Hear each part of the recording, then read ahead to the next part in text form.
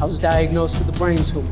They said it wasn't possible for me. Then I was a 300-pound kid who said I wanted to be a Nike athlete. Does that even make sense? I was diagnosed with a brain tumor, and they thought it was over for me, but I'm here. I'm on a winning streak! I'm on a winning streak! Let's go! When I was 8, I had this dream. I always wanted to be a Nike athlete, but I was a chubby kid. It didn't matter to society what I was passionate about. It only mattered what I could realistically accomplish. I'm 305 pounds, so insecure that I wouldn't even want to go out to the club. I would be afraid of everything. My first thought in the morning was fear to look in the mirror. My second thought was fear of my first meal. See, I was addicted to food. I would have to deal with it every single day. I would eat so much. I would eat 10,000, 15,000 calories in a day, and I would wake up the next morning and my skin would be bruised because I would expand so much. And then I would just binge so much to make myself so sick that I didn't even want to do it again. And that's when I went back. I went back to my childhood dream because what society told me to do, be a businessman, it meant nothing to me when I was looking at death. What did I want to do? I'm 28 years old, 300 pounds, diagnosed with a brain tumor, and I'm going to my business partners, and I'm going to my mom, and I'm saying, I want to retire. What do you mean you want to retire? I said, I want to be an athlete. I have to do it. Like, how you gonna make money? I said, it's not about the money. I've got to do this for me. I said, I'll figure all that out. I said, well, how you gonna do it? I said, I'm gonna do an Ironman in New Zealand. They thought I was crazy. How are you gonna do an Ironman? That's like the most difficult thing in the world to do. It's a 2.4 mile swim, 112 mile bike ride, and then run a full marathon? 26.2 miles? I said, I'm gonna do it. And I'm gonna do it in 10 months. And I walked away from my business. So I just started running. I started running around the block. Then I ran a little further. In a year's time, I lost 125 pounds and started reversing my brain tumor, building momentum for an Ironman in New Zealand. That was the contract I made for myself. So I got on a plane with my best friend Scott, and we set out to become Ironmen. But deep inside, I was afraid I wouldn't finish. I mean, how could a guy like me be an Ironman? I've always been the underdog. So it's race day. Scott and I, just two common guys surrounded by elite athletes, and we're dancing down the starting line. We hop in the water for our swim, and honestly, it was easy. It felt like we could see the finish line from here. We transitioned into the bike ride, and the fans were going crazy. I think they were cheering me on because, well, I was one of them, the common man. New Zealand, beautiful roaring hills, but those same roaring hills broke our bodies down.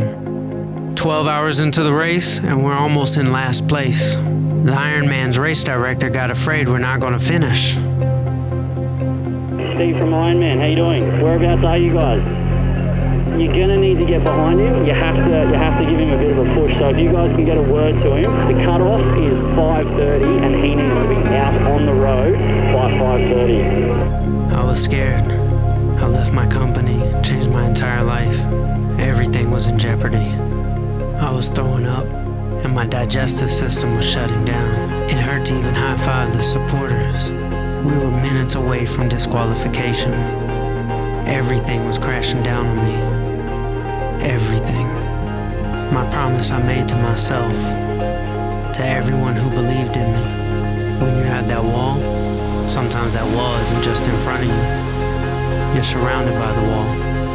I couldn't go over, I couldn't go through, and I couldn't go around. I had to dig deep.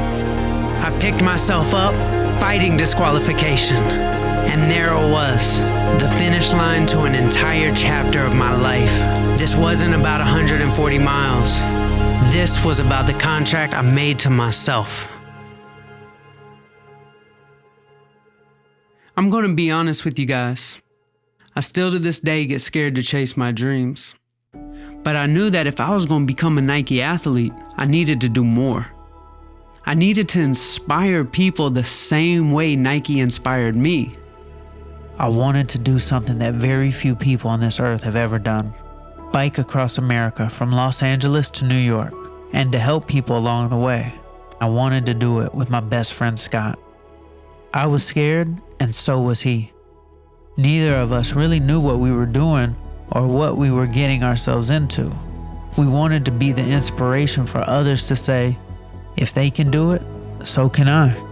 That is Charlie Jabaley. Charlie Jabaley. This is Charlie. Good morning to you, Charlie. Good morning. Take a look at this man's transformation right here. Went from that to that. Everywhere we go, we're looking for people who have dreams and how we can help them. And then he heard about Siona. By the dumpster, Charlie Jabaley popped up with balloons, surprising Sienna Bren with the gift that is a dream come true, her own car. We all know that paying a mortgage weighs heavy on anyone's shoulders. Imagine having to do so while you're battling breast cancer. Guys, this is Charlie. Remember him from the 6 o'clock hour. We are completely paying off your mortgage. I want to introduce you to The Dream Machine. I'm going to wrap it in a blank canvas, have everybody across the country write their dreams on it. We started to realize that your actions and identity become your dream, and your dream starts to become you. To quote the late JFK, we didn't do it because it was easy, but because it was hard. Because that goal will serve to organize and measure the best of our energies and skills. Because that challenge is one that we are willing to accept, one we are unwilling to postpone, and one we intend to win. I gave myself a superhero name. I recommend this to every single person in this room. If you want to do something, create an identity for yourself, give yourself a name. It's like what rappers do. They give themselves a name. Or like wrestlers, like The Rock. I'm gonna be The Rock. What's your name? It doesn't matter what your name is. You know, like, it's fun. It's like this identity that he took on. I said, I'm gonna be CEO Charlie. I'm sorry, I didn't mean to. I'm a deputy.